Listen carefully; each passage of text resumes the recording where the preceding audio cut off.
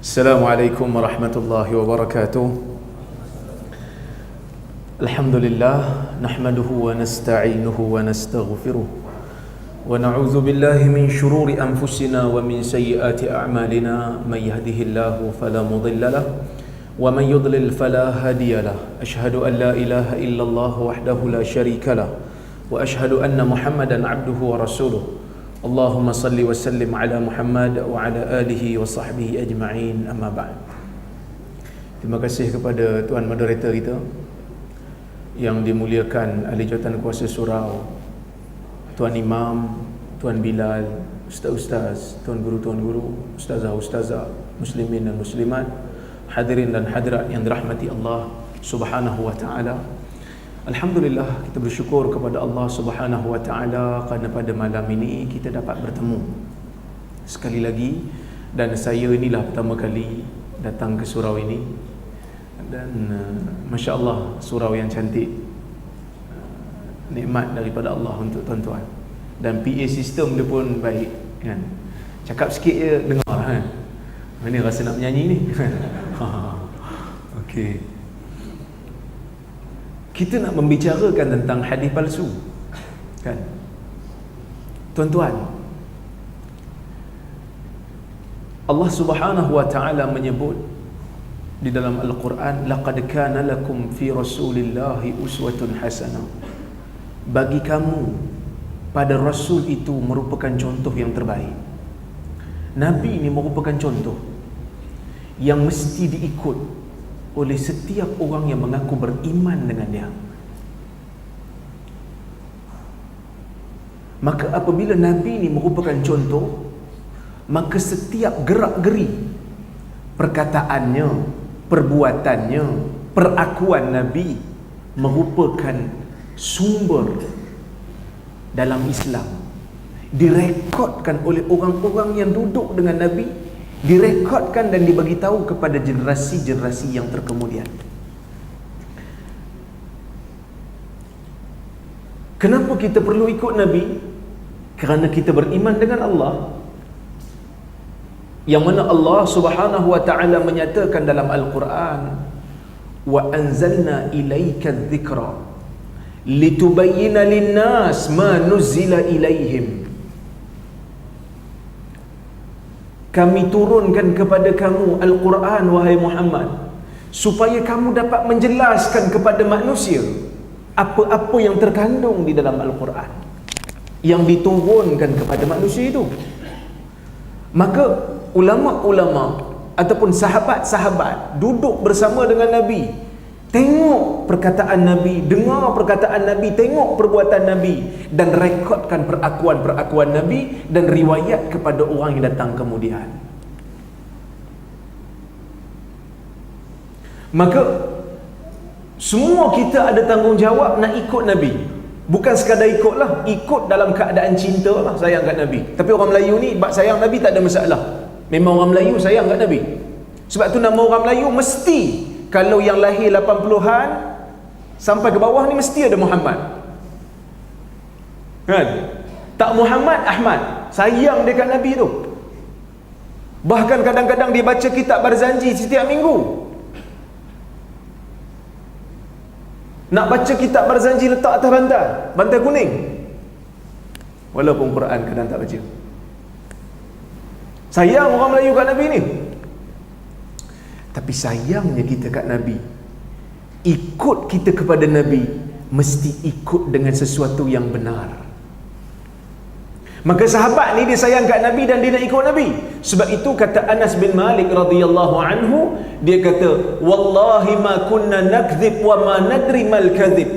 Kata Anas, orang zaman Nabi, orang sahabat yang duduk dengan Nabi, siapa yang dengar daripada Nabi, dia akan sampaikan kepada yang tak dengar, dia tak bohong. Dia kata, demi Allah, kata Anas. Anas ni sahabat. Tuan-tuan, okey ke suara saya? Ke bergema kuat? Okey. Anas bin Malik kata, demi Allah, kami tak pernah berdusta dan kami tak tahu apa itu dusta. Kata Bara' bin Azib, radhiyallahu anhu yang juga merupakan sahabat, dia kata laisa kulluna yasma'u hadithan min Rasulillah sallallahu alaihi wasallam wa inna ma kanat lana dhai'ah wa ashghal walakinna an-nas lam yakunu yakdhibun yawma idzin fayuhaddithu syahid al-ghaib. Kata Bara bin Azib, bukan semua di kalangan kami ni pernah dengar hadis daripada Nabi secara direct. Bukan semua sahabat ni, walaupun dia sahabat, duduk sama-sama kat Madinah dengan Nabi. Kata Bara bin Azib, bukan semua dengar secara direct, kerana kami ada kerja, kami ada kebun yang perlu diuruskan. Bahkan Umar kadang-kadang dia buat tanawuk. Dia kata kat sahabat dia, okey, hari ni aku dengar engkau pergi kerja, esok engkau pula dengar aku pergi kerja. Umar dengan seorang sahabat Ansar, kerana nak menjaga hadis Nabi, nak dengar hadis Nabi, takut-takut hadis Nabi ni terlepas daripada pengetahuan Umar. Kata Bara bin Azib, bukan semua orang dengar, tapi manusia zaman tu tidak berdusta dan tidak berbohong. Maka yang dengar akan sampaikan kepada yang tak dengar. Maka dalam hadis Nabi SAW bersabda, Nabi kata, naddarallahu ra'an sami'a maqalati wa wa'aha wa hafidhaha wa addaha kama sami' farubba muballighin aw'a min sami'.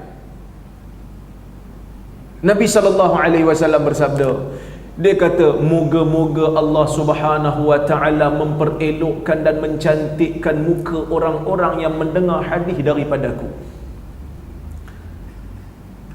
Moga-moga Allah Ta'ala menjadikan muka seseorang yang mendengar kalam aku ni berseri. Bukan setakat dengar, sami'a maqalati wa wa'aha, dan faham, wa hafidhaha, dan menghafalnya, wa addaha kama sami', dan menyampaikan daripada aku hadis itu dia hafal, dia faham, dia dengar daripada Nabi. Ini sahabat lah, bukan kita. Sahabat dengar, sahabat faham, dan sahabat hafal dan sampaikan. Nabi kata Allah Ta'ala akan berserikan muka dia. Kerana kata Nabi, mungkin orang yang disampaikan lebih faham daripada orang yang mendengar. Nabi kata, rubba muballighin, mudah-mudahan, mungkin orang yang disampaikan kepadanya hadis, dia tak dengar direct, tapi orang sampaikan kat dia, lebih faham, aw'a minas sami', lebih faham daripada orang yang mendengar. Maka sahabat-sahabat Nabi pun, bila Nabi wafat, mereka bertebaran keluar daripada Madinah. Amr bin Al-As pergi ke Mesir, Anas bin Malik pergi ke Basrah, Ibnu Abbas juga pergi ke Iraq, Muaz bin Jabal pergi ke Yaman. Semua mereka ini menggalas tanggungjawab nak menyampaikan hadis daripada Nabi sallallahu alaihi wasallam. Sebab mereka dengar hadis ni, dan ada hadis yang lain Nabi kata, balighu anni walau ayah, sampaikan daripada aku walaupun satu ayat. Maka kita pun tuan-tuan, kadang-kadang kita ni sebab sayang kat Nabi, apa saja yang disandarkan kepada Nabi, kita nak share, nak tekan butang share, nak tekan butang copy paste, kerana kita nak sebarkan pemahaman orang terhadap sunnah. Kita nak bagi tahu orang, sunnah ini sunnah Nabi, ini sunnah Nabi. Cumanya Nabi kata dalam hadis tadi, Nabi tak kata sampaikan saja. Nabi kata sampaikan seperti mana yang dia dengar. Maknanya kena sampai yang macam mana Nabi cakap. Kewajipan menyampaikan sesuatu daripada Nabi itu bukan semata-mata bila orang sandar kat Nabi kita boleh share. No. Dia mesti bila nak sampaikan sesuatu, Nabi kata dia sampaikan seperti mana yang Nabi sebut. Tak ada tokok tambah. Sebab tu dalam hadis Bukhari Nabi kata, balighu anni walau ayah, sampaikan sesuatu daripada aku, sesuatu yang disandarkan kepadaku walaupun satu ayat. Kalau ini saja lesen besar tuan-tuan. Apa saja yang disandarkan Nabi, tuan-tuan boleh sebarkan, boleh sampaikan pada orang lain. Sebab Nabi kata sampaikan pada aku. Apa saja yang dinisbahkan, yang disandarkan pada Nabi, boleh sampaikan. Tapi Nabi tak kata tu je. Nabi kata apa? Nabi kata wahadithu an ahlil kitabi wala haraj. Ceritalah tentang cerita Israiliyat yang tidak bercanggah dengan agama kita ni, tak ada masalah. Sekadar nak cerita, okey. Fa innahu man kadzdzaba alayya muta'ammidan falyatabawwa maq'adahu minan nar. Tapi jaga-jaga, Nabi kata, sesiapa yang berdusta atas nama aku, maka tunggulah tempat dia di dalam neraka. Dalam hadis yang lain Nabi sebut, Nabi kata, innal kadhiba alayya laysa kakadhibin ala ahad, fa innahu man kadzdzaba alayya muta'ammidan falyatabawwa maq'adahu minan nar. Sesungguhnya bohong guna nama aku tak macam bohong guna nama orang lain. Bohong guna nama orang salah, tuan-tuan. Satu orang ambil nama Perdana Menteri kita, buat statement sandar kat dia secara bohong. Esok tuan-tuan mungkin kena tangkap akta hasutan. Tu Perdana Menteri tu. Apatah lagi bohong guna nama Nabi, lagi besar dosa dia. Kerana apa saja yang disandar pada Nabi itu adalah agama. Apa saja yang disandarkan kepada Nabi itu agama.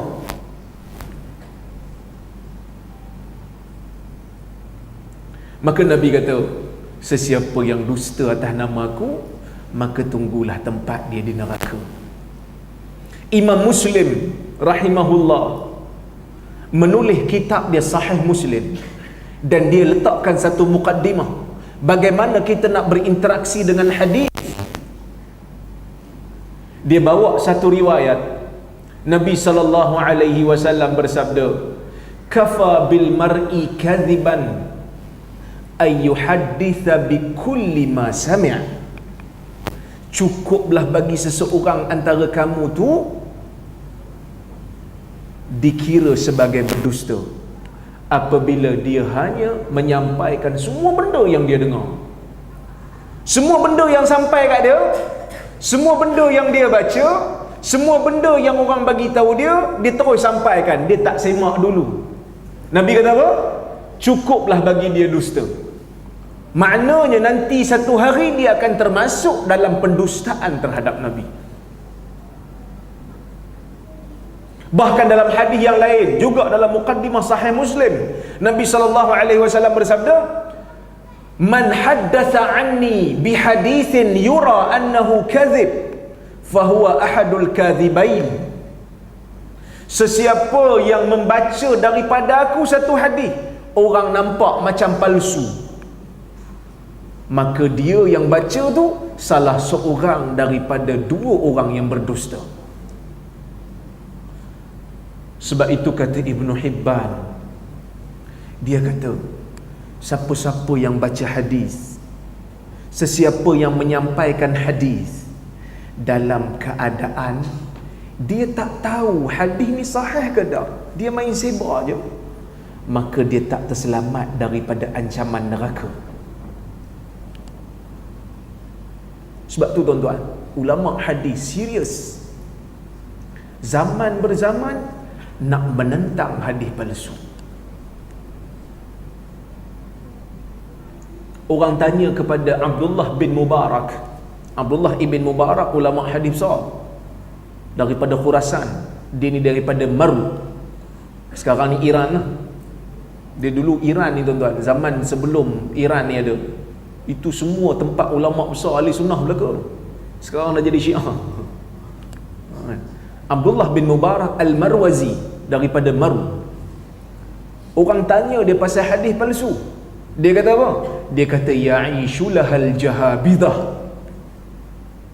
Kerana hadis palsu ni muncul, maka Allah Ta'ala lantik dalam dunia ni jago-jago hadis untuk memelihara hadis. Sebab itu kata Yazid ibn Zurai', seorang ulama hadis, dia pun sebut, dia kata likulli dinin fursan wa fursanu hadzal din ashabul asanid. Setiap agama ni ada jago dia, ada orang yang pelihara.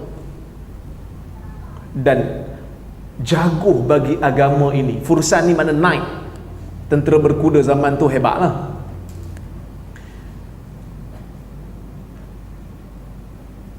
Nabi kata setiap agama ada naik dia, ada tentera berkuda, di mana ada orang yang pelihara agama tu, kesucian dia. Dan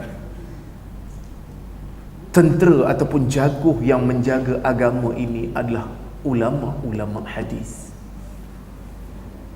Sebab itu Imam Ahmad ketika mana dia mentafsirkan, dia mendengar hadis Nabi SAW, Imam Ahmad, Nabi kata la tazalu ta'ifatun min ummati zahirina 'alal haqq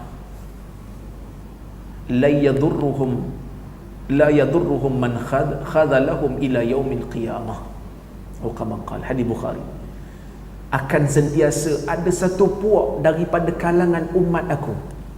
Setiap masa akan ada satu puak daripada kalangan umat aku yang sentiasa berdiri memegang kebenaran, yang mana orang yang kita katakan khadhalahum ni, khudlan ni maksud dia orang yang betray, apa dalam bahasa Melayu?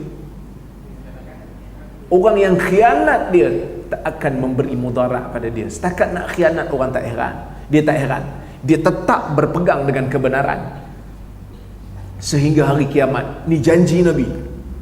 Imam Ahmad kata bila dia dengar hadis ni, Ahmad bin Hanbal, pengasas mazhab Hanbali, dia dengar hadis ni, dia kata in lam yakunu ashabal hadis fala adri manhum.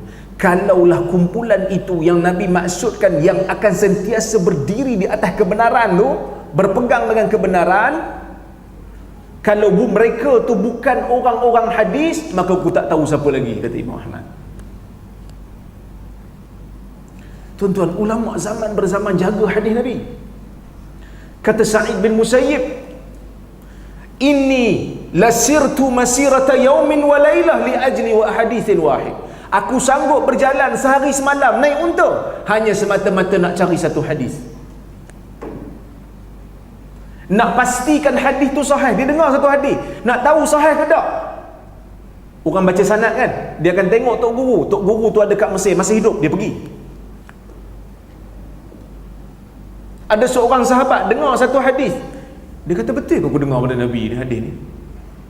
Nak pasti, dia ambil unta daripada Madinah, dia pergi ke Mesir, musafir, sampai kat Mesir, jumpa sahabat dia, dia tanya, betul tak hadis ni Nabi sebut? Dia kata betul. Okey, terima kasih, aku nak balik ke Madinah sekarang. Serius ulama hadis ni. Yahya bin Ma'in pergi ke Kufah, jumpa dengan Affan ibn Muslim, tanya dia, minta dia baca hadis Hammad bin Salamah. Hammad bin Salamah ulama hadis. Affan tak mau, aku tak mau baca kat hang. Sebab dengar hadis ni rezeki, tuan-tuan. Dengar hadis ni, bila ustaz datang baca hadis kat tuan-tuan, tu rezeki tu. Sebab kadang-kadang ada ustaz datang tak baca apa, dia berceloteh je, dia menyanyi. Jadi kalau ustaz datang baca hadis, rezeki, tuan-tuan. Quran tuan-tuan boleh tengok lagi dalam mushaf kan, tapi hadis tuan-tuan nak tahu mana sahih tak sahih. So bila ustaz baca, rezeki, betul kena tulis. Tapi tak apa, rakam.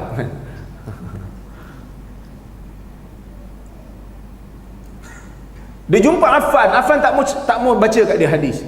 Affan kata, kau pergi Basrah. Daripada Kufah ke Basrah tu jauh. Pergi Basrah, pergi jumpa dengan anak murid Hammad bin Salamah. Sampai kat Basrah, dia jumpa dengan anak murid Hammad bin Salamah, dia baca. Dia tanya, pasal apa kau nak dengar sangat hadis Hammad bin Salamah ni? Apa yang penting sangat? Dia kata, aku nak bezakan yang mana satu kesilapan anak murid, yang mana satu kesilapan Hammad. Sebab kalau semua anak murid baca hadis sama dan silap, semua anak murid baca yang silap dan silap tu sama, maka Hamad lah yang buat silap. Tapi kalau anak murid dia satu baca betul, dua orang baca tak betul, maka bukan kesalahan tu bukan pada Hamad tapi pada anak murid dia. Tu cara ulama hadis nak detect kesilapan dalam riwayat. Maka ulama hadis zaman berzaman dok perang hadis palsu ni. Ada yang direct tegur, bagi label tu pun Kazzab, Dajjal. Orang tanya pada Syu'bah. Syu'bah juga ulama hadis. Hebatnya Syu'bah ni tuan-tuan, dia pernah tengok satu orang perawi hadis. Tuan-tuan, bila saya sebut perawi hadis ni, tuan-tuan faham kan? Orang yang meriwayatkan hadis lah perawi hadis ni. Syu'bah ni ulama hadis besar. Dia tengok satu orang perawi hadis naik kuda laju, dia terus tinggalkan hadis orang tu, dia tak ambil lah. Orang tanya, pasal apa hang tak ambil hadis dia? Dia kata, ra'aituhu yarkadu ala birzaun, aku melihat dia ni duk naik kuda laju. Kira zaman dulu ni macam zaman sekarang ni macam mak rempit lah. Tara tu tuan-tuan, ulama hadis nak jaga. Syu'bah ni, orang tanya dia, macam mana kita nak buat dengan golongan-golongan pemalsu hadis ni? Kita nak sembunyikan ke ataupun kita nak bagi tahu kat orang? Kata Syu'bah, bayyin amrahu linnas, nyatakan kepada orang ramai mereka tu dusta. Nyatakan, bagi tahu. Kalau satu orang baca hadis palsu, kena bagi tahu kat masyarakat hadis yang dia baca tu palsu. Ini bukan masalah nak aibkan orang, ni masalah nak jaga agama. Ni masalah nak jaga agama. Sebab tu kadang-kadang tuan-tuan, orang yang belajar hadis kan, orang yang belajar hadis ni, dia bukan nak cari kesalahan orang, tapi kalau dah orang bagi kat dia video-video yang mana ustaz-ustaz baca hadis palsu, dia terpaksa betulkan. Itu amanah dia. Yahya bin Sa'id Al-Qattan juga ulama hadis. Dia ni selalu kritik, bagi label ke orang yang pemalsu hadis ni. Dia kata ini kazzab, ini dajjal. Dajjal ni makna dajjal lah kan. Dajjal ni kaki bohong lah. Orang tanya kat dia, hang tak takut ke nanti mereka pemalsu hadis ni akan dakwa kau di hadapan Allah sebab kau aibkan dia? Kau kata dia bohong, kau kata dia pendusta. Memang betul pendusta, cuma bila dapat label tu satu kampung kan panggil dia dusta kan. Yahya bin Sa'id Al-Qattan kata, la ayyakunu khusamai indallah ahabba ilayya min ayyakuna khasmi Rasulullah sallallahu alaihi wasallam fayaqul lima haddathta anni hadith kadhib. Kata Yahya bin Sa'id, ulama hadis, dia kata, kalau mereka ini menjadi musuh aku di hadapan Allah, dakwa aku depan Allah nanti, itu lebih aku suka daripada yang akan menjadi musuh aku di hadapan Allah, Rasulullah. Dengan dia kata, kenapa engkau biarkan hadis palsu ini disandarkan pada aku? Kenapa kau baca hadis palsu dan kau biarkan hadis palsu berleluasa? Sebab tu tuan-tuan, hadis palsu ni cerita serius. Cerita serius, dia bukan cerita main-main. Ada sebahagian ulama, ada yang letak label pada pemalsu hadis, ada sebahagian mereka tulis buku, kumpulkan hadis-hadis palsu. Kumpulkan hadis palsu. Semua hadis palsu dia letak, yang dia tahu dia letak tu tempat. Dia buat kitab. Bukan suruh orang ambil faedah, untuk orang ambil tahu, ni palsu. Kalau hadis tu ada dalam kitab aku, jangan ambil, hadis tu palsu. Yang mana tak palsu tu aku akan bagi tahu tak palsu. Tapi yang palsu jangan ambil. Atau kalau aku tak komen hadis tu, palsu lah tu.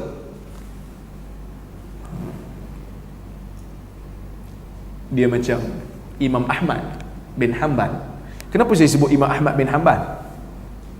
Dia kata, Ustaz, kami bukan mazhab Hanbali, kami mazhab Syafi'i. Ustaz sebutlah Imam Syafi'i. Tuan-tuan, Imam Syafi'i jago dalam fiqh.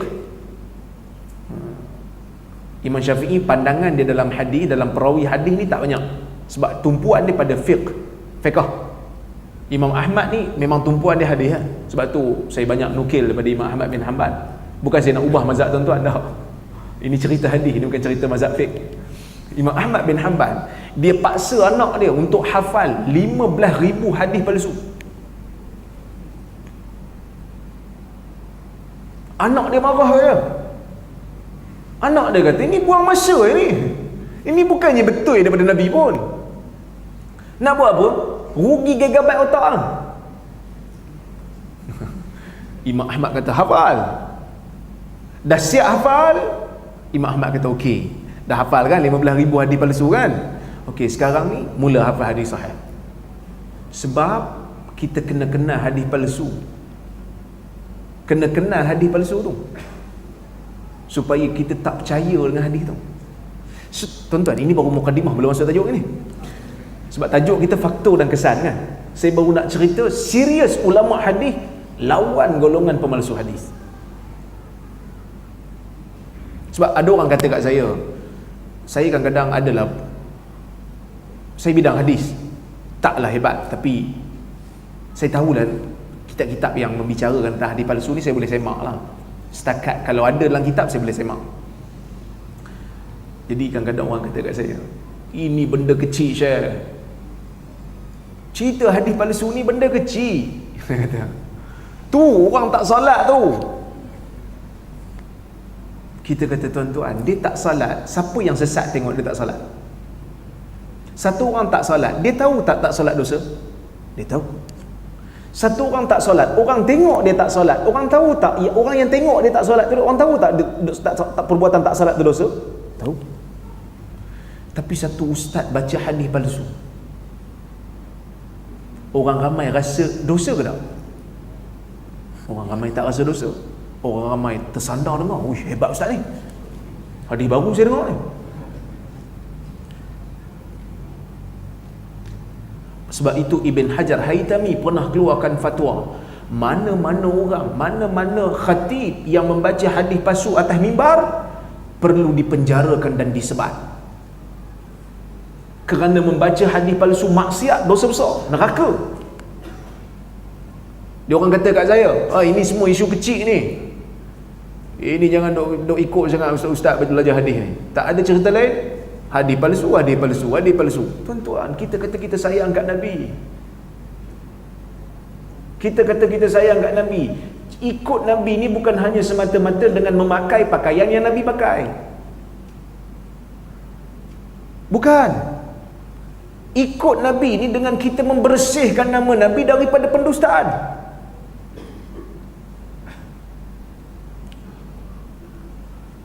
Dan baca hadis palsu menempah neraka, tuan-tuan. Adakah urusan neraka ini urusan kecil bagi masyarakat? Maka tuan-tuan, sebab itu As-Suyuti ditulis satu kitab, Tahdzirul Khawas min Ahadisil Qussas, memberi amaran kepada ulama-ulama tentang hadis-hadis golongan-golongan penceramah. Sebab zaman tu pun ada penceramah yang banyak baca hadis palsu. Nanti saya cerita faktor-faktor kemunculan hadis palsu ni. Cuma dia tahzir, dia bagi ancaman. Dia kata di antara penyebab munculnya hadis palsu ni ialah apabila orang-orang awam, orang-orang yang dianggap sebagai alim tapi jahil tentang ilmu hadis, maka mereka membacakan pada masyarakat hadis-hadis yang kononnya sahih. Maka masyarakat tak boleh beza yang mana satu betul, yang mana satu tak betul, yang mana satu hadis sahih, yang mana satu hadis bohong. Maka mereka mengatakan, mereka akan keluar daripada masjid lepas dengar ceramah ustaz. Mereka akan keluar, mereka kata, ustaz ni sebut, alim ni sebut, Nabi kata, sedangkan hadis tu palsu. Kerana orang awam tak boleh beza. Apa puncanya? Kerana kejahilan. Itu yang pertama. Faktor kemunculan hadis palsu ni kerana kejahilan golongan-golongan penceramah. Golongan-golongan yang belajar agama pun kadang-kadang tak terlepas daripada benda ni. Masyarakat memandang orang yang boleh cakap pasal agama sikit ustaz lah. Betul tak kan? Pakai kepiah sikit, janggut bagi lebat sikit, cakap pasal agama, ustaz selalu. Senang tuan-tuan nak dapat title ustaz.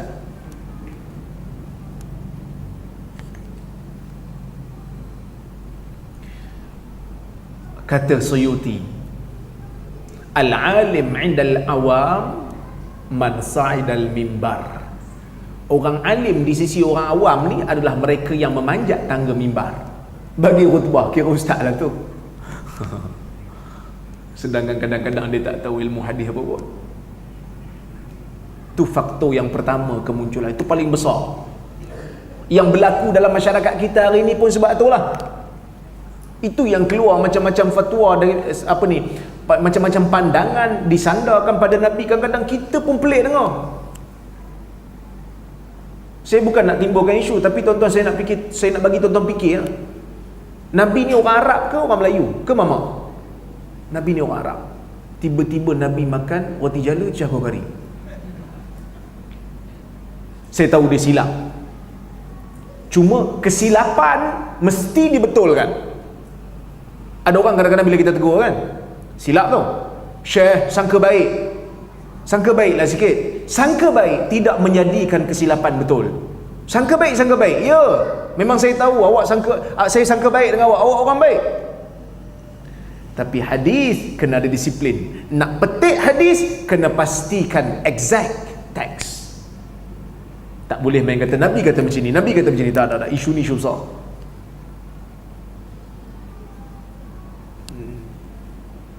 Golongan yang kedua, faktor kemunculan hadis palsu ni adalah golongan zanadiqah. Orang-orang yang menyembunyikan kekufuran.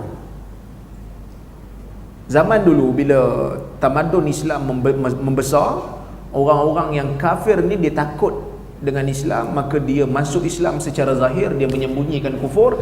Dalam hati dia kata, aku nak rosakkan agama ni dari dalam. Maka dia reka hadis. Dia reka hadis nak bagi nampak Islam tu buruk. Maka tuan-tuan, sebab tu jangan pelik kalau kita jumpa satu hadis dalam kitab kata mana-mana perempuan yang pergi belajar kena bakar perempuan. Jangan bagi perempuan pendidikan. Dia sandar kat Nabi. Sedangkan hadis tu palsu. Apa kesan dia tuan-tuan pada masyarakat? Kalau orang percaya ni, wanita akan bodoh. Jangan bagi orang perempuan tidur dalam bilik. Jangan bagi orang perempuan pergi belajar. Kalau ada orang perempuan yang belajar, kena bakar. Jangan tuan-tuan buat pula apa ni? Ini hadis palsu. Maka apa kesan daripada masyarakat? Kesan dia umat akan bodoh. Kerana orang perempuan ni akan jadi ibu yang mendidik anak. So kalau orang perempuan tak ada pendidikan, so macam mana dia didik anak dia? Abdul Karim ibn Abi Auja, dia ni zindiq dan dia mengaku dia zindiq. Dia kafir, menyembunyikan kekafiran dia, konon-konon dia Muslim. Masa dia nak dihukum bunuh oleh pemerintah orang Islam, dia mengaku dia kata wada'tu lakum 4,000 hadis uhillu bihal haram wa uharrimu bihal halal. Aku telah reka untuk kamu hadis 4,000 hadis aku reka, yang mana aku menghalalkan benda yang Islam haramkan dengan hadis tu, dan ada juga di antara hadis tu yang aku jadikan untuk menghalalkan benda yang haram, mengharamkan benda yang halal, rosakkan agama daripada dalam. Pendidikan untuk wanita ni, pendidikan ni memang Nabi kata talabul ilm faridah ala kulli muslim. Hadis tu hasan. Menuntut ilmu wajib ke atas semua orang Islam. Paling tidak fardu ain dia kena tahu. Golongan yang ketiga kemunculan hadis palsu ni, golongan yang ketiga ialah golongan qussas yang saya cerita tadi. Ada kadang-kadang ustaz-ustaz ni dia baca hadis palsu dalam keadaan dia tak sedar hadis tu palsu. Niat dia baik, dia nak mengajar. Ini golongan yang jahil yang pertama tadi. Ada satu lagi golongan qussas, penceramah yang mencari makan dengan ceramah dia. Macam mana cari makan dengan ceramah?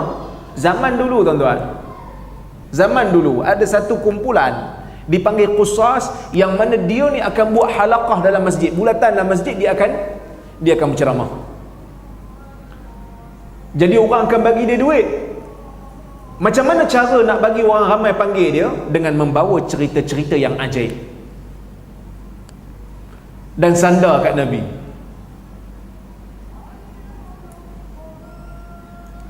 Sandar kat Nabi. Jadi bila orang dengar tu, orang macam, oh hebat ustaz ni, hadis yang dia baca ni ustaz-ustaz lain tak pernah baca pun. Memang tak pernah baca hadis palsu.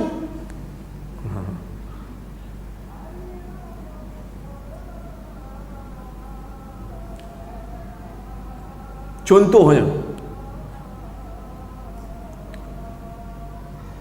Ibn Hibban pernah masuk satu masjid. Dia tengok satu orang tengah ceramah dalam masjid. Dia kata, haddatsana Khalid ibn Mi'dan telah menceritakan kepada kami seorang perawi nama dia Khalid ibn Mi'dan. Ibn Hibban tengok dia.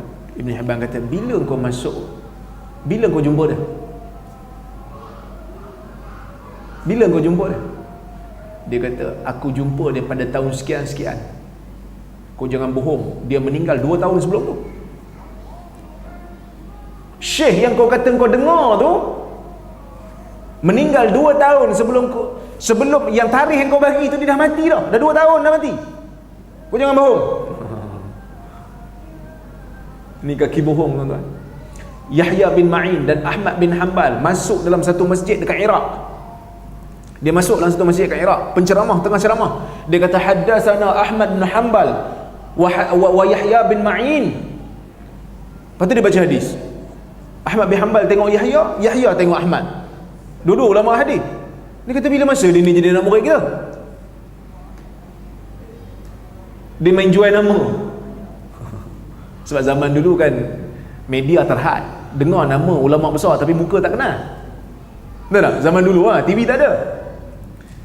Yahya tengok Ahmad, Ahmad tengok Yahya. Bila masa kau pernah baca hadis ni? Aku tak pernah dengar hadis ni. Dia bohong. Lepas dia habis, Ahmad panggil dia, Yahya panggil. Mari sini. Engkau dengar hadis pada siapa? Dia kata Yahya bin Ma'in dan Ahmad bin Hanbal. Sebab Yahya dengan Ahmad ni dia rapat kawan. Duduk ulama besar. Ahmad bin Hanbal kata, Yahya kata, aku Yahya bin Ma'in, ni Ahmad bin Hanbal. Aku tak pernah baca hadis ni. Mana kantoi lah dia. Tapi dia punya nak cover lain, tuan-tuan. Dia cover lain. Dia kata, saya memang biasa dengar Ahmad bin Hanbal dengan Yahya bin Ma'in ni bodoh. Tapi baru hari ni saya tak percaya, tapi baru hari ni saya percaya. Yahya kata, macam mana pula tu? Iyalah, kau ingat kau seorang je nama Yahya bin Ma'in. Ramai gilang dunia ni orang lain punya nak cover lain tu. Ahmad bin Hanbal pun sama juga, lain pun ada nama Ahmad bin Hanbal. Kau ingat kau seorang je punya nak cover lain tu, kona baring dia. Ahmad tak puas hati, Ahmad pukul dia, tampar lah kan, sebab dia bohong atas nama Nabi. Ni golongan yang ketiga, golongan yang mencari makan dengan agama dengan membaca hadis-hadis yang pelik. Golongan yang ketiga adalah golongan zuhad wal mutasawwifah. Sebahagian golongan-golongan zuhud dan sebahagian daripada ahli-ahli sufi yang jahil. Ini juga faktor kemunculan hadis palsu. Tuan-tuan, Imam Malik kata, kita bila saya sebut ahli sufi ni yang jahil ni, bukan makna kita sangka buruk kat dia. Dia baik. Kadang-kadang orang sufi ni bagus kan? Ahli sufi ni bagus dari sudut dia menjaga hati dia, menjaga perasaan dia. Tapi oleh kerana hadis ni ada disiplin, kadang-kadang oleh kerana kejahilan ni dia langgar. Maisarah ibn Abdi Rabbuh, Maisarah ibn Abi Rabbuh. Maisarah ni laki. Kita kalau Maisarah laki perempuan. Sebab tu kadang-kadang kita rasa macam pelik. Nabi berniaga barang Khadijah dekat Syam bersama dengan seorang hamba nama dia Maisarah. Kita kata, Nabi bersafir dengan perempuan lah. Tak, laki Maisarah tu. Tapi bila sampai di Malaysia, maka orang perempuan telah curi nama tu. Macam Maimun nama lelaki, Maimunah nama perempuan. Tapi sampai kat Malaysia, dua-dua tu telah di franchise oleh perempuan. Tapi tak apalah kan. Maisarah ibn Abdi Rabbuh, dia kata, wada'tuha uraghibun nasa fiha. Aku reka hadis palsu ni sebab aku nak orang-orang kuat ibadat. Tu kita dengar kadang-kadang fadilat-fadilat yang ajaib. Sebab apa? Sebab golongan-golongan, sebahagian golongan sufi yang jahil reka hadis sandar kat Nabi. Niat baik, tapi cara tak betul. Seperti Imam Malik dia pernah sebut, dia kata, adraktu sab'ina rajulan yaqulun haddathana fulan an nabi sallallahu alaihi wasallam fi hadhihi al-asatin wa asyara bi yadihi ila al-masjid an-nabawi fama akhadhtu minhum shay'a fa inna ahadahum law i'tamana ala baitil mal lakana aminan walamma qadima alaina az-zuhri nazdahimu ala babih. Imam Malik ni pengasas mazhab Maliki, pun ulama hadis besar juga duduk Madinah. Dia kata, aku jumpa 70 orang dekat Masjid Nabawi, duduk di tiang-tiang Masjid Nabawi tu, 70 orang. Semua mereka membaca daripada fulan, daripada Nabi, baca hadis daripada fulan, daripada Nabi, daripada fulan, daripada Nabi, baca hadis dekat tiang-tiang Masjid Nabawi. Tapi aku tak ambil satu hadis pun daripada mereka. Imam Malik kata, aku tak ambil satu hadis pun daripada dia.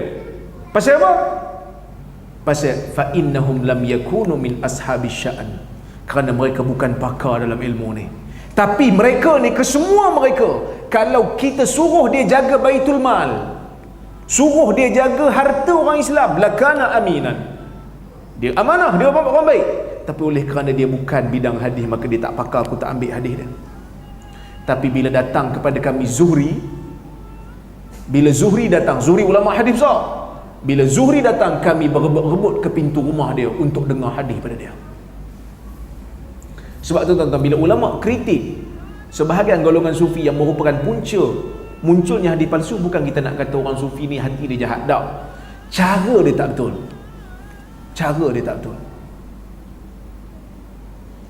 Dia baik. Sebab itu Imam Malik pernah riwayat daripada Abdul Karim ibn Abil Mukhariq, seorang perawi nama dia Abdul Karim. Dia ni perawi yang terlalu dhaif, ingatan dia terlalu buruk, tapi dia baik. So Imam Malik bila riwayat, Imam Malik ni orang yang jaga. Tok guru yang dhaif dia tak ambil. Dhaif ni lemah, ingatan teruk. So Imam Malik ambil riwayat daripada dia. Mula-mula tu dia ambil, dengar. Lepas tu baru dia tahu ingatan tok guru ni tak bagus, buruk. Hadis yang dia baca bercelaru. Imam Malik kata apa? Gharrani kasratu bukaihi fil masjid. Oh, dia kata, aku terpedaya dengan banyaknya dia menangis dalam masjid. Aku ingat dia orang yang pakar dalam hadis, tetapi dia cuma zuhad, dia cuma salihun, tetapi dia bukan orang yang pakar dalam hadis. Dia orang baik, selalu menangis kat masjid.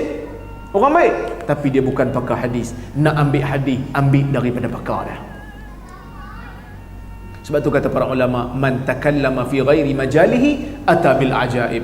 Sesiapa yang cakap satu benda yang bukan bidang dia, nanti macam-macam benda ajaib keluar. Dia bukan bidang hadis, nak cerita pasal hadis, macam-macam hadis keluar. Tu yang Tamim boleh jadi tanah Melayu tu. Nabi kata Bani Tamim, dia kata ta tu tanah, mim tu Melayu. Tak betul lah tuan-tuan, itu mengarut sangat. Tapi kita tahu niat dia baik, nak mengangkat martabat Melayu. Tapi kalau betul tafsiran tu Melayu, tanah Melayu, Bani Tamim yang Nabi kata akan tolong Imam Mahdi tu tanah Melayu, kan, orang Melayu, maka saya akan kecil hati sebab saya mamak.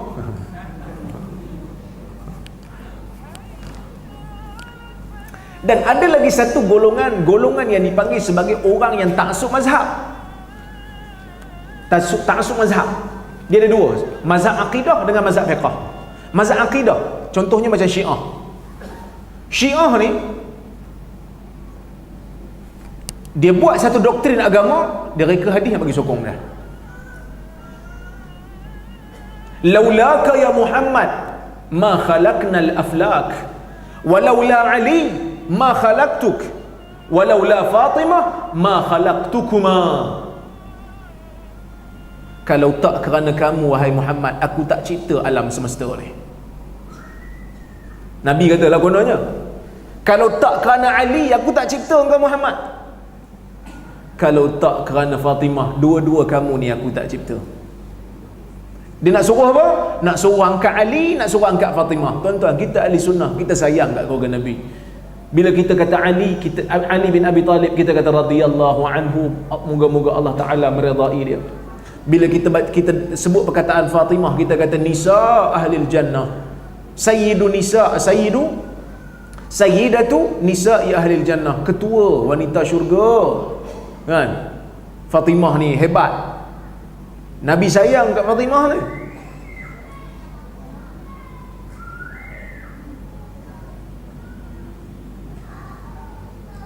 Kita sebut radhiyallahu anha, moga-moga Allah Ta'ala meredai dia. Tapi kita tak angkat dia lebih daripada apa yang Nabi sebut untuk dia. Allah Ta'ala sebut dalam Quran, wa ma khalaqtul jinna wal ins illa liya'budun. Allah Ta'ala tak cipta manusia dan jin melainkan untuk beribadat. Ciptaan malaikat dan jin ni untuk ibadat. Manusia dan jin ni untuk ibadat.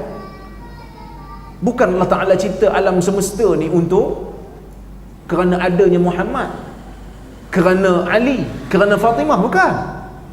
Untuk ibadah. Nabi sendiri beribadah sampai bengkak-bengkak kaki dia.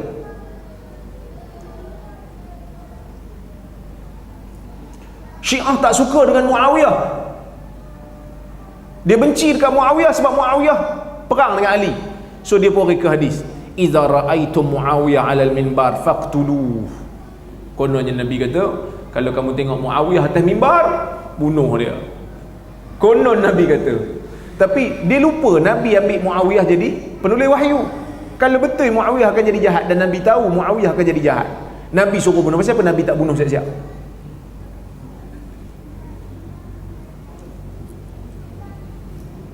Satu, tu ta'assub mazhab akidah. Ada lagi satu ta'assub mazhab fiqh. Tuan-tuan, saya tahu tuan-tuan mazhab Syafi'i. Negeri ini, saya tak tahu ni wilayah ke Selangor? Wilayah. Wilayah saya tak pasti. Tapi kalau Selangor, dia akan ambil mazhab Syafi'i. Perak dia akan ambil kaul mu'tamad, pandangan mu'tamad dalam mazhab Syafi'i yang akan jadi asas untuk fatwa. So negeri itu negeri mazhab Syafi'i.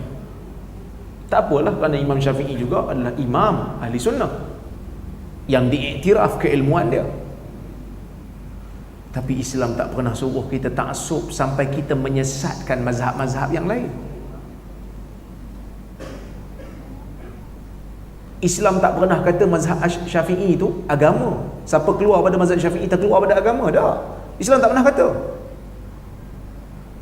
Bahkan ulama sepakat mazhab yang kekal, empat yang besar ni, semuanya itu berada secara umumnya di atas kebenaran. Maka baik dia Maliki ke, dia Hambali ke, dia Hanafi ke, dia Syafi'i ke, kita jangan ta'assub. Seperti mana orang-orang Jordan, yang mana orang Jordan ni ada sebahagiannya bermazhab Hanafi dan ada sebahagiannya Hambali, ada sebahagiannya Syafi'i. So saya masa pergi ke Jordan, katalah orang Melayu pergi Jordan, solat dekat masjid dia, solat subuh. Kita ni baru lepas SPM memang mazhab Syafi'i. Datang masjid, imam dah habis solat, kita buat jemaah baru, kita jadi imam dengan kawan-kawan kita baca kunut. Kalau masjid tu masjid Hambali ataupun Hanafi, tak baca kunut. Subuh, dia tak pernah kata kita sesat. Dia tahu kita Syafi'i.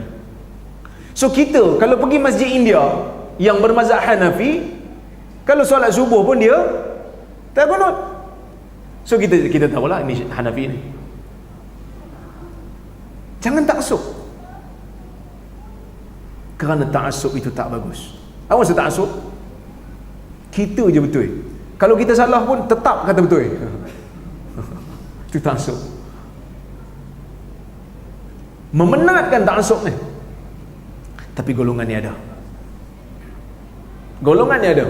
Maka oleh kerana ta'assub dia dengan mazhab Hanafi, pengikut mazhab Hanafi ta'assub dengan mazhab Hanafi, dia tak puas hati dengan Syafi'i, dia tak puas hati dengan mazhab Syafi'i, maka dia reka hadis. Dia kata Nabi SAW kata, sayakunu fi ummati rajulun yuqalu lahu Abu Hanifah fahuwa siraju ummati, wa sayakunu fi ummati rajulun yuqalu lahu Muhammad ibn Idris fahuwa adarru ala ummati min iblis. Akan muncul dalam umat aku ni seorang lelaki nama dia Abu Hanifah. Hanafi lah tu. Dia tu pelita untuk umat aku. Sebab dia Hanafi, dia reka hadis, bagi sokong dia lah kan. Dan akan muncul dalam kalangan umat aku ni seorang lelaki nama dia Muhammad bin Idris, Imam Syafi'i. Maka dia lebih memberi mudarat ke atas umat aku berbanding iblis. Hadis palsu ni. Sebab apa? Sebab dia ta'assub. Ada lagi satu jenis ta'assub, ta'assub kepada bangsa. Ini pun tak betul. Ini pun salah. Ya, kita berbangga dengan bangsa, tapi kita tak ta'assub dengan bangsa. Ingat tuan-tuan, ta'assub ni apa dia? Ta'assub ni kita menyokong kebatilan walaupun kita tahu dia batil. Itu ta'assub. Maka golongan-golongan Arab dan golongan-golongan Parsi zaman dulu ni dia ada sentimen. Sebab Parsi ni dia tamadun besar. Parsi dia tamadun besar. Maka dia tak puas hati dengan Arab. Lepas dia kena diperintah oleh orang Arab, dia tak puas hati. Dia reka hadis. Dia kata Nabi SAW kata, innallaha lamma radiya anzalal qur'ana bil farisiyah wa idza ghadib anzalal qur'ana bil arabiyyah. Tuhan ni kalau dia reda, dia akan turunkan Quran dalam bahasa Parsi. Kalau dia marah, murka, diturunkan Quran dalam bahasa Arab. So sekarang ni Quran kita bahasa Arab ke bahasa Parsi? Bahasa Arab. Maka Tuhanmu tengah murka tu. Ini hadis palsu tuan-tuan. Orang Parsi yang reka. Dan ada juga orang yang kadang-kadang dia tengok negro ni tak bagus. Tengok negro benci sungguh. Dia reka hadis. Kononnya Nabi SAW sabda, Az-zinji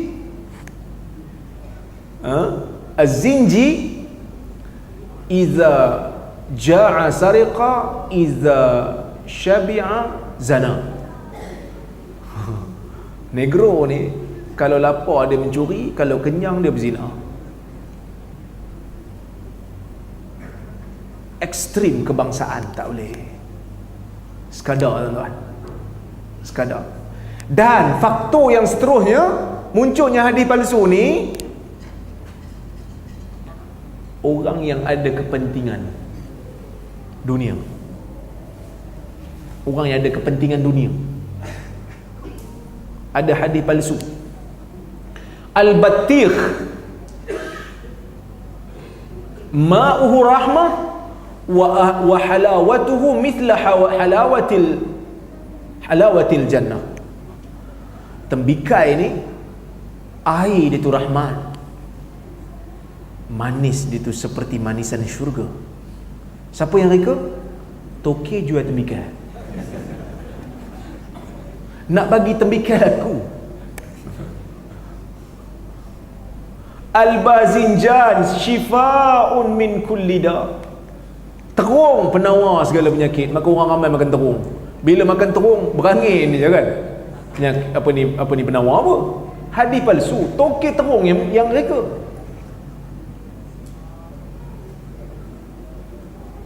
Jadi tuan-tuan, kita hari ni pun berdepan dengan benda yang sama. Dia jual kopi. Dia kata minumlah kopi kerana minuman kegemaran Nabi adalah kopi. Tuan, kopi ni bila discover kopi ni? Kopi ni muncul bila? Kurung ke berapa? Zaman Nabi tak ada lagi kopi.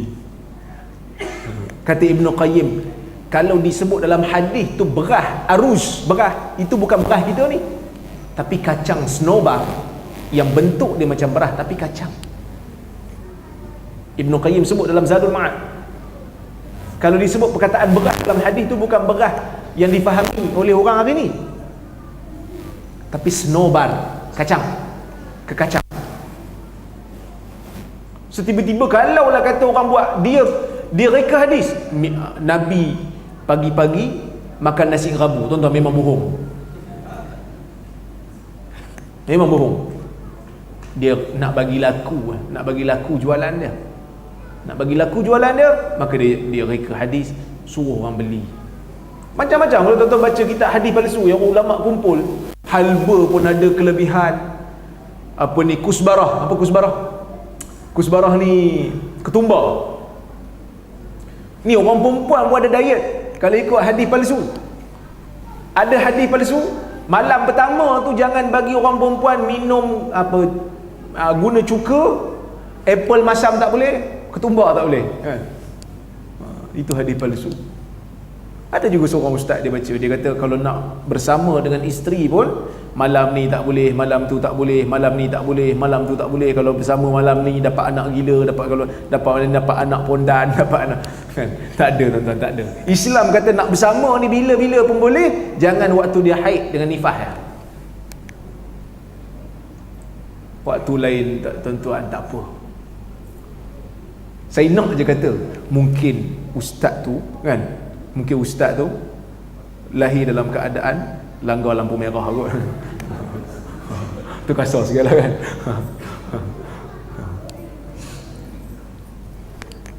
Dan tuan-tuan,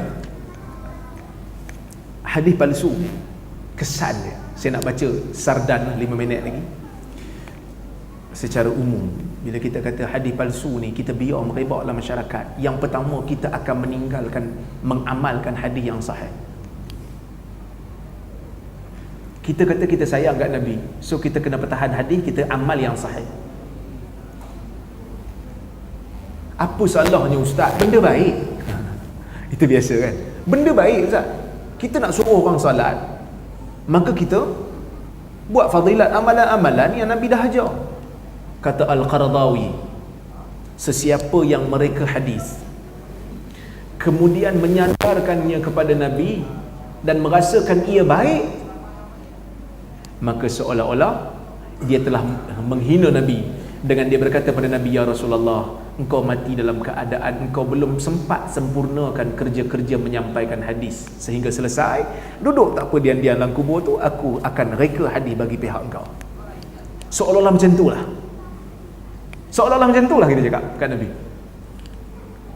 Dan kita yakin dan percaya Nabi wafat, kerja kenabian menyampaikan hadis telah selesai. Tak perlu lagi tuan-tuan.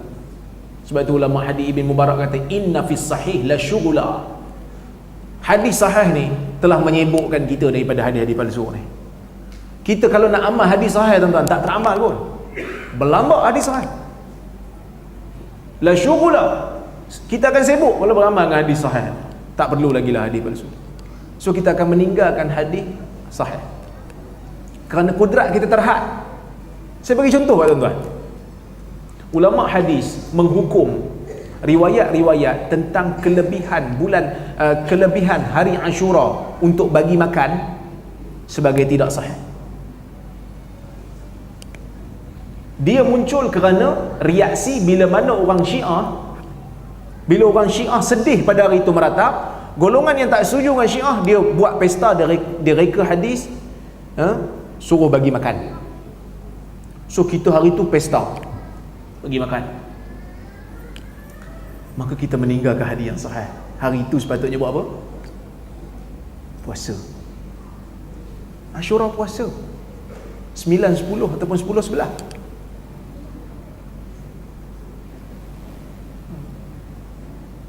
Tapi kalau nak masak, buat pesta tu untuk buka puasa, okey lah. Untuk buka puasa okey, buka puasa ramai-ramai tak apa. Tapi kadang-kadang kita lupa kan, kena puasa ke hari ni? Tak sedar kita buat pesta hari ni kan. Setiap tahun lupa saja. Okey. Yang kedua, agama ni nampak macam bodoh, tuan-tuan. Agama ni nampak macam bodoh kalau kita duk sebar hadis palsu. Contoh, saya bagi contoh tuan-tuan. Nabi SAW kononnya bersabda, innallaha lamma arada ay yakhluqa nafsahu khalaqa farasan fa ajrahu fa ariqa fa khalaqa nafsahu minhu. Allah Ta'ala masa dia nak cipta diri dia, dia cipta dulu kuda, dijadikan kuda tu berlari sampai kuda tu berpeluh, daripada peluh tu dia cipta diri dia. Kita kata pelik sungguh, dah boleh cipta kuda pula nak cipta kuda.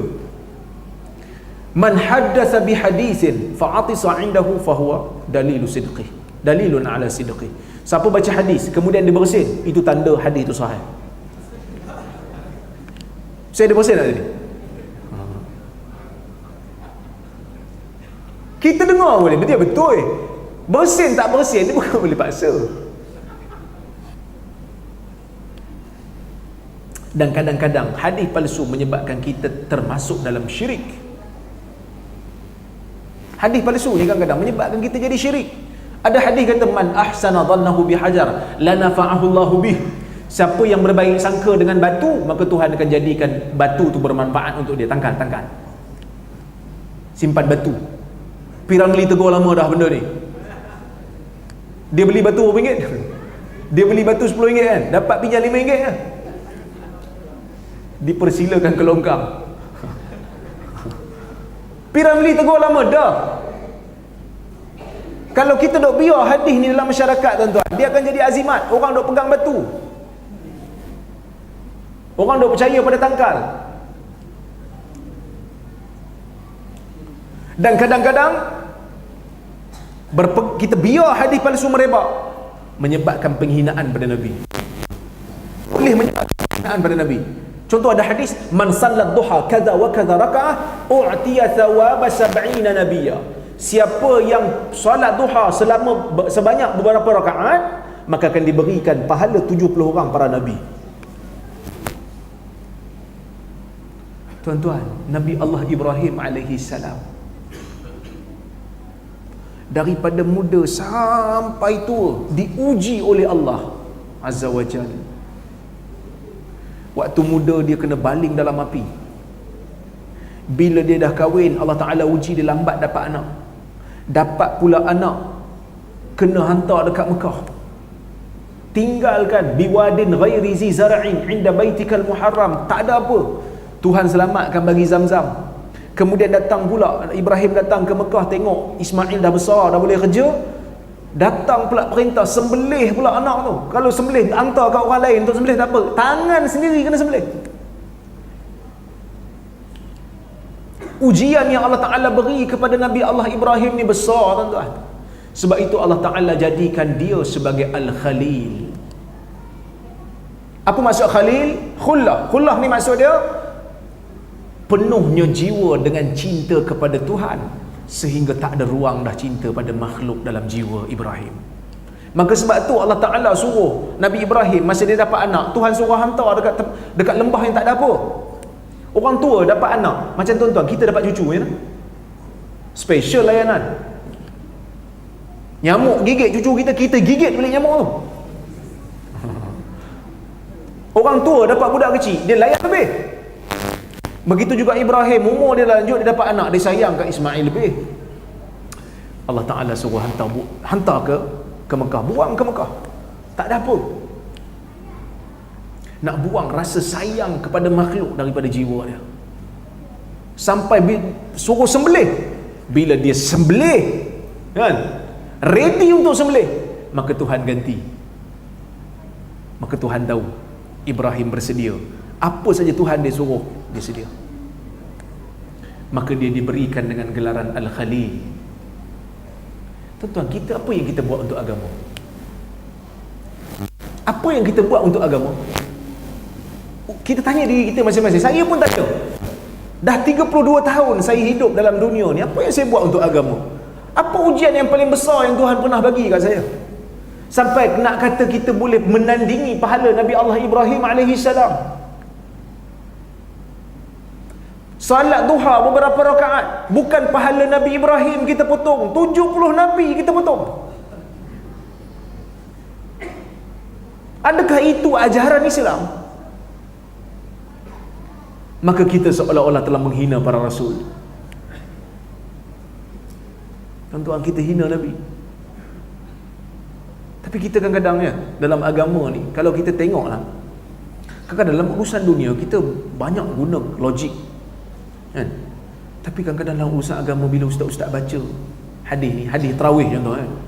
Malam ke-7 siapa salat tarawih dapat pahala Nabi Allah Ibrahim. Malam ke-8 dapat pahala sekalian para nabi. Kita dengar, kita kata, hebat. Tu malam ke-7 orang ke-8 ramai. Dia boleh pilih-pilih tu. Malam ni tak berubah sangat, relax tu. Malam esok kita datang ramai-ramai. Hadis tu palsu. Kenapa kita tak menggunakan logik?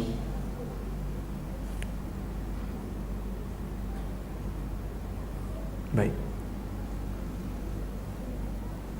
Dan kadang-kadang kita boleh sampai kepada mengharamkan benda yang Tuhan halalkan. Tuan-tuan, talak dalam Islam ni haram ke halal?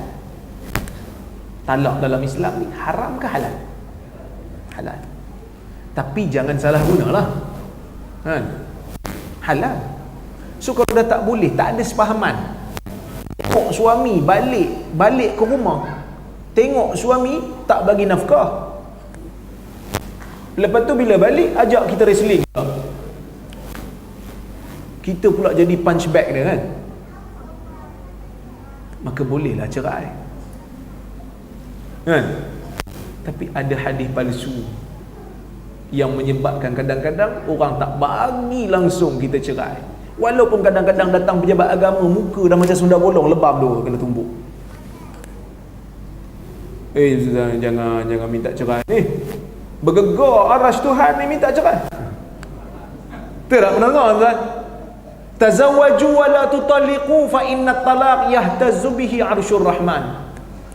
Kononnya Nabi SAW bersabda, kahwinlah kamu, jangan kamu cerai berai, kerana bercerai itu boleh menggegarkan arasy Allah Ta'ala. Hadis palsu. Hadis palsu.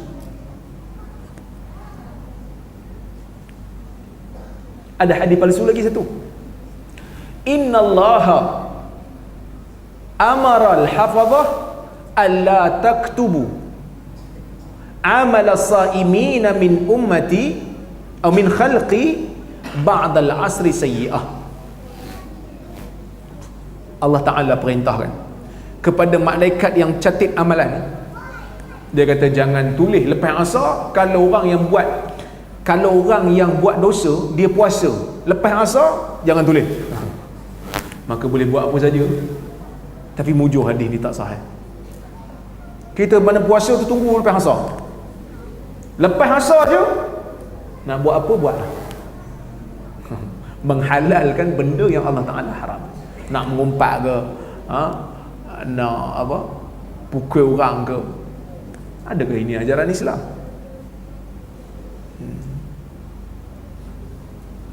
Dan kadang-kadang menyebabkan kita mereka-reka benda dalam agama yang Nabi tak pernah ajar.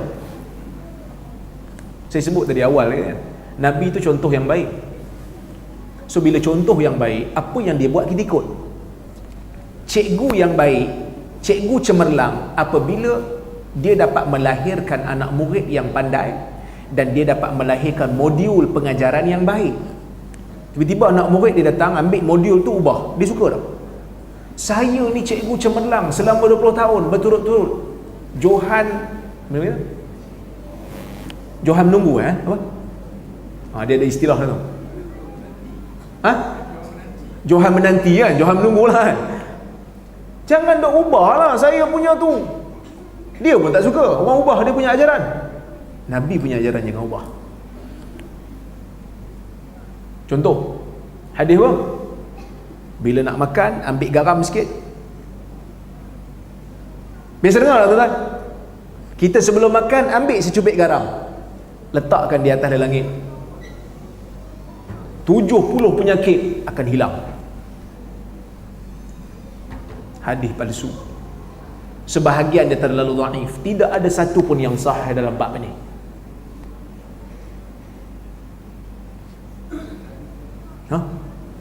Ada pula yang buat diet Rasulullah.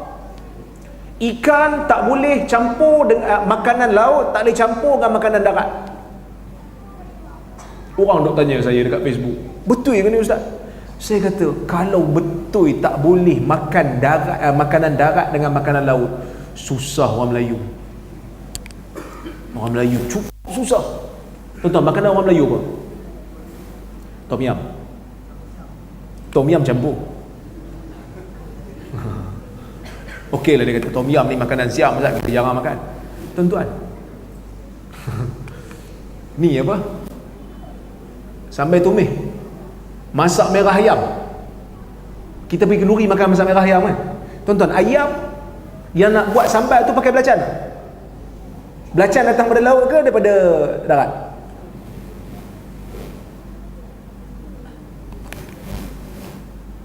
Ada pula yang kata char kway teow tak halal makan. Pasal apa? Api daripada atas, dia mau api pada bawah. Sudah-sudahlah tu kan. Dok reka suka-suka dia.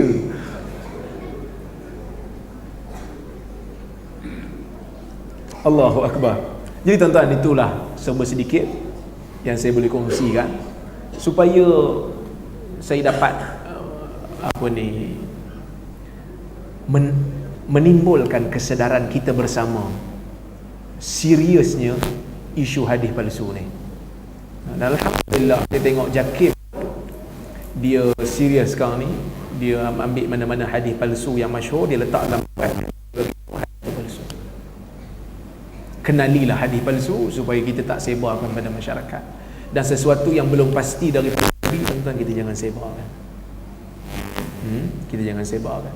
Dan kalau tuan-tuan dengar satu-satu orang baca hadis palsu ataupun baca hadis yang tak tahu sumber, tuan-tuan kata, ish, pelik hadis ni, siapa riwayat? Supaya dia yang baca tu dia berfikir. Kalau ustaz baca hadis palsu dekat meja ni, tuan-tuan, kan, tuan-tuan salah marah pula. Tuan-tuan bagi tahu lah ustaz, lepas kuliah ustaz, hadis tadi tu ustaz baca tu palsu tu. Palsu tu. Ustaz dia ego lah sikit kan. Sahih tau, saya baca banyak kitab. Kita kata, tak apalah, saya pun dengar daripada ustaz lain juga. Ustaz tu kata palsu, ustaz semak balik lah. Hadis palsu ni ustaz, bukan main-main ustaz. Jadi ustaz tu dia balik, dia akan fikir lah. Sebelum tidur dia letak tangan atas kepala kan, atas dahi. Itu juga haji ni cakap. Gitulah kan. Jangan nak maki dia. Jangan kata ustaz bodoh, ustaz dungu. Dia tak boleh terima. Slow-slow kan, gunakan bahasa yang baik. Tuan-tuan, saya tunggu soalan. Kata ada WhatsApp tadi.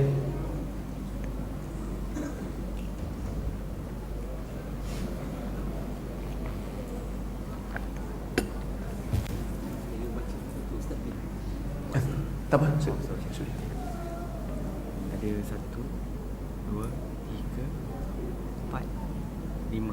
Okey. Alright.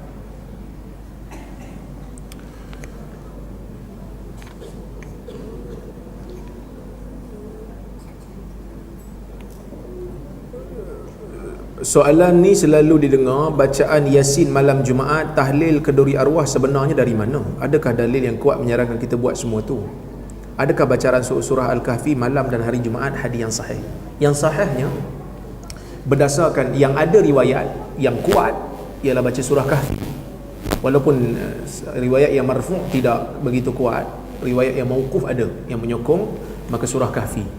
Adapun baca surah Yasin dalam Jumaat tidak ada fadilat yang khusus.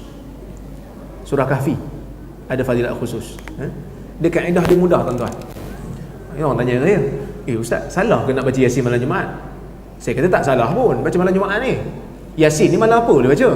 Tapi bila mana kita menyandarkan malam itu mesti dibaca Yasin, ataupun bukan mesti, kita iktiqad, kita percaya malam tu ada kelebihan, sunat ke, wajib ke, kan, dia termasuk dalam bid'ah. Tapi kalau kita just baca, ustaz, saya malam Ahad saya nak baca surah Baqarah dengan keluarga saya. Pasal apa nak baca surah Baqarah hari Isnin? Hari Ahad malam Isnin. Hari itu cuti, anak-anak cuti, saya free, saya nak baca surah Baqarah dulu. Tak salah. Tapi dia kata, iyalah ustaz, Ahad malam Isnin ni ada kelebihan. Surah Baqarah pun ada kelebihan. Yang tu tak boleh, kena bawa mari dalil. Tapi orang Melayu macam mana kalau dia baca Yasin malam Jumaat? Ada i'tiqad ada kelebihan? Kan? Rasa macam ada kan? Kita tukar kuliah kita esok, tak boleh ustaz, malam Jumaat. Tapi tuan-tuan kat sini okey. Dia tak baca Yasin malam ni kan? Tukar dengan kuliah, okey lah. Mana Yasin malam semalam, ganti. Maknanya kita kena ubah lah. Dan antara Yasin dengan Kahfi mana lebih kuat dari riwayat, dari sudut riwayat adalah surah Kahfi. Oh, dia dah lock. Apa saranan untuk penuntut ilmu atau orang awam yang hendak mempelajari ilmu hadis? Kalau dia tu penuntut, ilmu hadis, dia kena belajar hadis tu secara bersistem lah. Ilmu-ilmu asas nak menilai riwayat ni antaranya ilmu takhrij, ilmu jarh wa ta'dil, ilmu ilal, mustalah hadis. Yang ni manahijul muhaddisin dia kena tahu. Dia kena tahu metodologi ulama-ulama menulis kitab-kitab hadis. Ulama yang menulis kitab hadis, bila dia letak hadis dalam kitab, bukan semestinya hadis itu sahih. Kerana setiap ulama yang menulis kitab hadis, dia akan letak apa syarat dia dalam kitab. Kalau Bukhari, contohnya Bukhari dia tulis sahih Bukhari, dia syarat hadis sahih boleh masuk. So dalam tu sahih lah. Muslim, dia kata hadis sahih je boleh masuk. So hadis sahih lah dalam Sahih Muslim tu. Walaupun ada kritikan juga lah, tapi majoritinya sahih. Ada muhaddisin yang nak tulis kitab, yang nak tulis kitab, dia kata saya nak kumpulkan hadis-hadis palsu. Maka dia kumpul hadis palsu macam Sayuti la alil masnu'ah, Al-Fawaid Majmu'ah. So hadis palsu lah tu. So jangan kita pergi ambil la alil masnu'ah, kita pergi hafal hadis dalam tu kerana kita nak berhujah dengan orang, kan hadis dalam tu palsu. Nampak kan? Jadi sebab tu kita tak boleh terima alasan kalau hadis ni palsu dalam kitab. Memang hadis palsu dalam kitab. Sebab ulama ada yang menulis hadis palsu, kumpul hadis palsu nak bagi tahu kat orang hadis tu palsu. Dan memang ada ulama-ulama hadis yang menulis kitab hadis, dia bukan syarat sahih. Dia kata saya nak kumpulkan semua hadis-hadis yang sanad dia bagi aku ganjil. Tak kira sahih ke tak sahih, tapi ganjil, ada tafarrud. Seperti Mu'jam Kabir At-Tabarani, Mu'jam Awsat, begitu. So kita kena tahu metodologi ulama-ulama hadis. Kalau orang awam, dia kena belajar dengan ustaz lah. Mana ustaz-ustaz yang dia yakin dengan keilmuan dia dan dia tahu ustaz tu bidang hadis, maka dia kena belajar dengan ustaz tu. Orang awam dia tanya orang alim, fasalu ahla dzikri in kuntum la ta'lamun, tanya orang yang tahu kalau kamu tidak tahu. Okey.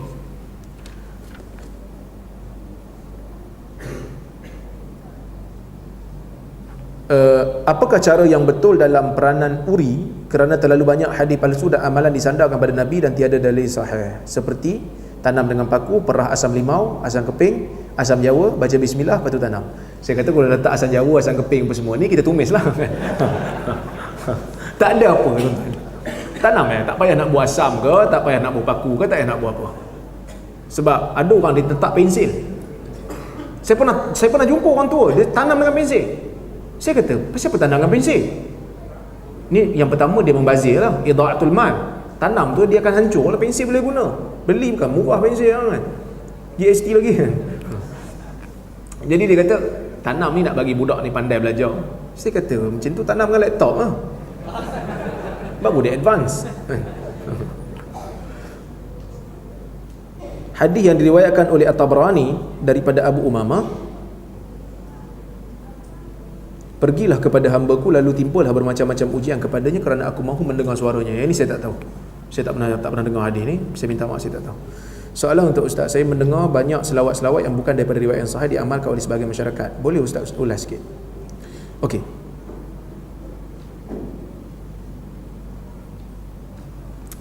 Selawat yang sahih ialah selawat Ibrahimiyah. Selawat Ibrahimiyah. Allahumma salli ala Muhammad wa ala ali Muhammad kama sallaita ala Ibrahim wa ala ali Ibrahim fil alamin innaka Hamidum Majid wa barik ala Muhammad wa ala ali Muhammad kama barakta ala Ibrahim wa ala ali Ibrahim innaka Hamidum Majid. Dia ada banyak riwayat, ini di antara riwayat yang ada. So itulah yang kita kata paling afdal bila kita nak selawat. Selawat itulah yang paling baik. Adapun selawat-selawat yang lain itu tidak ada fadilat yang khusus untuk dia. Cuma kalau nak dibacakan selawat lepas tu nak berdoa, itu tidak menjadi masalah kerana selawat ini merupakan ibadah yang boleh kita gunakan untuk bertawassul, minta kepada Allah. Ada orang kadang-kadang dia berselawat dulu lepas tu dia doa. Selawat tu jadi tawassul kerana tawassul dengan amal ibadat ni boleh. Soalan begitulah. Tapi ada tak janji khusus fadilat untuk selawat ni? Tak ada. Yang reka-reka ni Tapi kena pastikanlah lafaz selawat itu tak bercanggah dengan akidah lah. Kalau dia angkat Nabi lebih daripada martabat kenabian sampai jadi Tuhan, itu tak boleh lah. Soalan, bagaimana nak menangani sebahagian golongan apabila baca hadis dah diketahui hadisnya terlalu lemah, malah ada yang palsu, tetapi mereka beralasan ianya ada dalam kitab. Takkan ulama' tu salah? Tak, bukan ulama' yang salah, kita yang tak erti. Ulama' menulis, kita yang tak erti. Contohnya macam orang tak puas hati dengan saya bila saya kata hadis yang Nabi kata orang hafal Quran boleh beri syafaat kepada 10 orang ahli keluarga dia yang mana semua tu akan masuk neraka, tapi boleh syafaat, tarik masuk dalam syurga. Hadis tu Imam Tirmizi riwayat, dan hadis tu terlalu daif, tidak sahih. So ramailah ustaz-ustaz tahfiz marah kat saya sebab dia kata entah telah menyebabkan, entah ni awak lah, awak telah menyebabkan orang tak mau hantar anak pergi sekolah tahfiz, maka sekolah tahfiz saya akan kosong. Saya kata bila pula? Kita berbicara tentang hadis. So hadis tu tidak sahih. Paling kuat riwayat Jabir juga tidak sahih, daif. Maka tidak ada satu hadis pun yang sahih bagi tahu orang yang hafal Quran boleh beri syafaat kepada 10 orang ahli keluarga.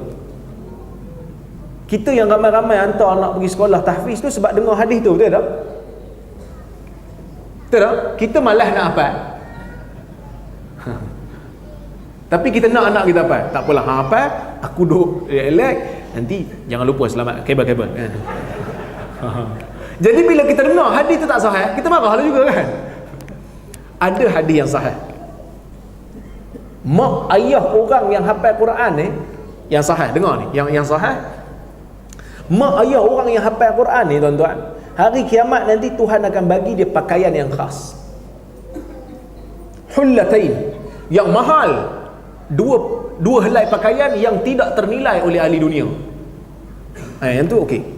Orang yang hafal Quran ni, yang menghalalkan apa yang dihalalkan dalam Quran, yang mengharamkan apa yang diharamkan dalam Quran, dia orang yang hafal Quran ni, Quran akan datang pada dia, Quran akan bagi salam kat dia. Tuhan, Quran kata akulah yang menyebabkan kau dahaga kerana selalu baca akulah yang menyebabkan kau tak tidur malam. Akan diletakkan di atas kepala dia tajul waqar. Akan letakkan di atas kepala orang yang hafal Quran ni mahkota yang indah, yang cantik lah. Kemudian mak ayah orang yang hafal Quran tu akan diberikan dengan pakaian yang mahal, 2 helai. Dia tanya, kenapa pakai ni? Kan? Kenapa kami dipakaikan dengan pakaian ni? Bi akhdhi waladikum al-Quran. Kerana kamu telah menyebabkan anak kamu menghafal Al-Quran. So yang tu sahih. Yang tu sahih. Jadi bila yang 10 orang ahli hadis yang kata 10 orang akan diselamatkan ahli keluarga tu tak sahih. So dia marah kat saya, dia kata takkan tak sahih je dalam kitab Tirmizi.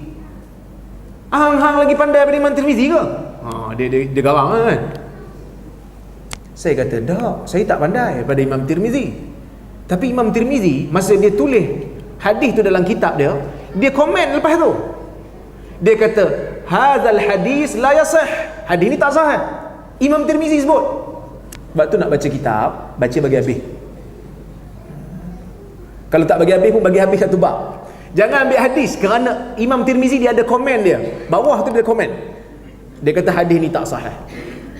Kerana perawinya didaifkan. Iaitu Hafs. Didaifkan dalam hadis.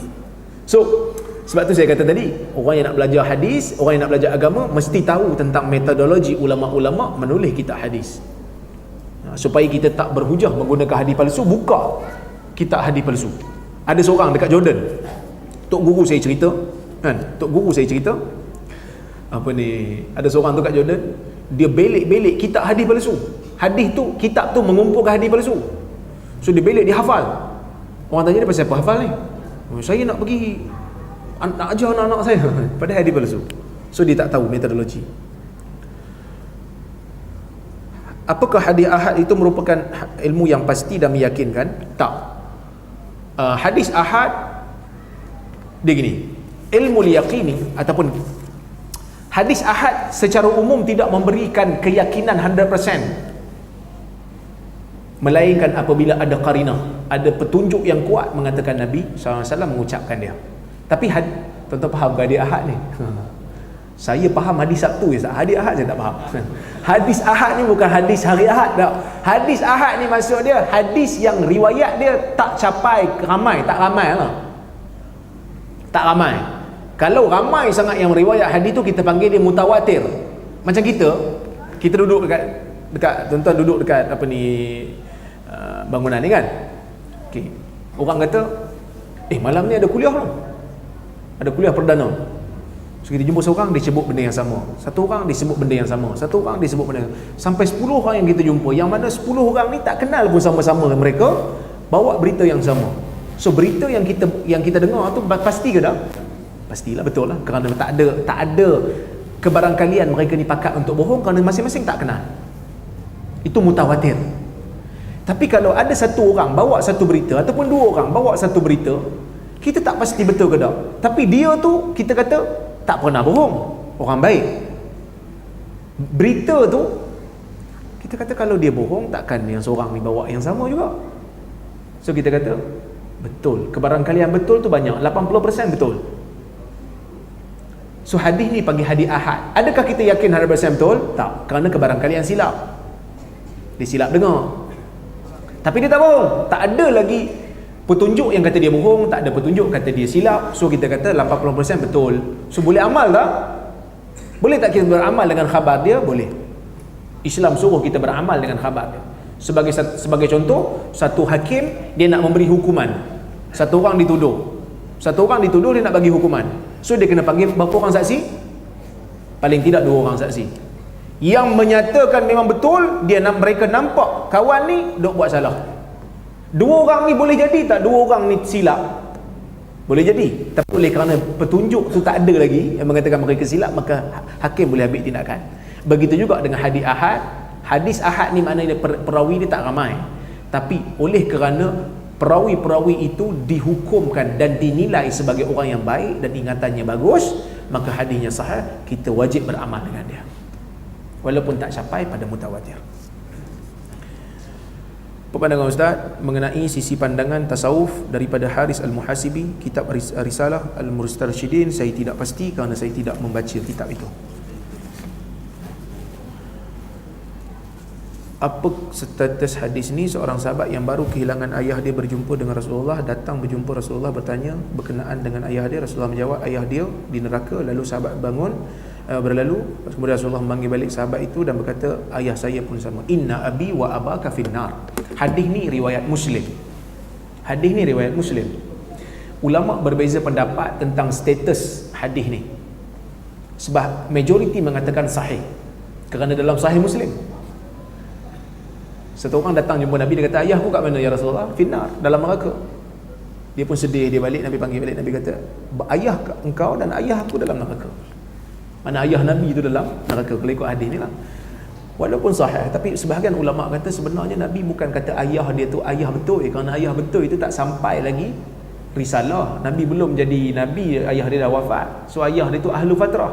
Yang dimaksudkan ialah ayah dia Abu Talib, kerana Abu Talib yang jaga Nabi. So Nabi maksudkan Abu Talib. Memang Abu Talib dalam neraka pun. Ada yang kata gitu. Ada yang kata saya bertawakuf, saya berhenti, saya tak mau bincang hadis ni. Nak kata sahih pun tak, nak kata tak sahih pun tak. Nak kata hadis ni sahih sekarang, macam mana orang yang belum sampai pada dia seruan Islam boleh jadi dalam neraka?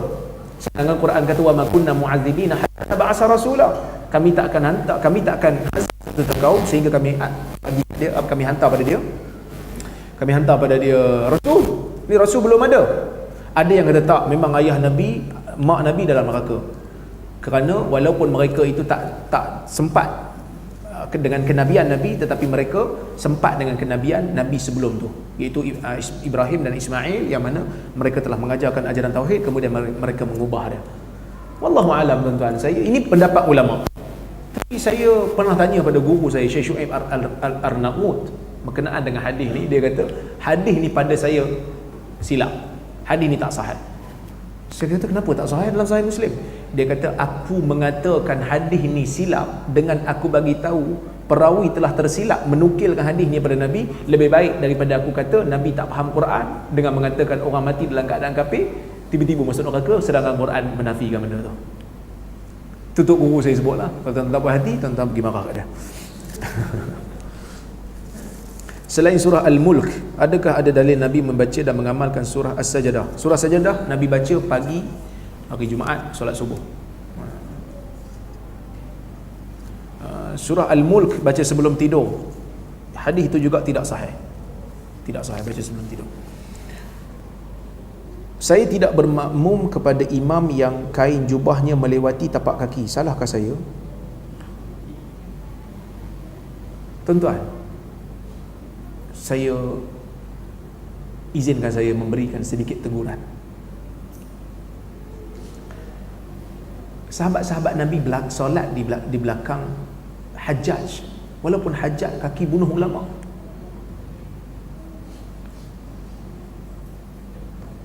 Umirna an nusalliya khalfa kulli birrin wa fajir. Kata sahabat, kami diperintahkan oleh Nabi untuk solat di belakang orang baik dan orang jahat. Selagi dia tak kafir, boleh solat belakang dia. Tambah kalau dia tu imam lantikan, imam ratib.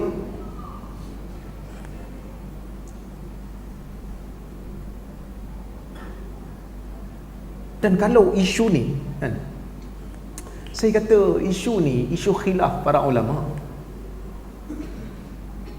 Izinkan saya bagi teguran sikit lah. Isu ni isu bukan isu yang melibatkan ataupun yang membabitkan akidah seseorang. Nak tahu satu orang ni manhaj clear tak clear, tengok dia punya seluruh. Bawah pada buku lali manhaj tak clear, Khawarij. Come on lah tuan-tuan. Isu ni isu khilaf, hadisnya banyak. Ada hadis yang mutlak, ma asfala minal ka'bain fa finnar. Apa yang bawah pada buku lali, pakaian lelaki yang bawah pada buku lali dalam neraka, Nabi kata. Ada hadis yang Nabi kata, sesiapa manjarra thawbahu khuyala, siapa yang buat tu kerana sombong. Kalau tak sombong tak apa. Kerana Abu Bakar pernah pakai bawah pada buku lali. Nabi kata anta lasta mimman fa'alahu khuyala, kamu bukan orang yang buat dalam keadaan sombong. Ada yang kata tak, Abu Bakar tu dia dah usaha dah untuk pakai atas pada buku lali, tapi oleh kerana dia tu susut badan, jadi londeh seluar dia. Okey lah, dimaafkan. Hang ni bukan londeh pun, saja buat bawah pada buku lali. Kita kata tak, jawapan Nabi umum. Nabi tak kata okey kalau londeh tak apa. Nabi tak kata gitu. Nabi kata engkau bukan buat dalam keadaan kau sombong.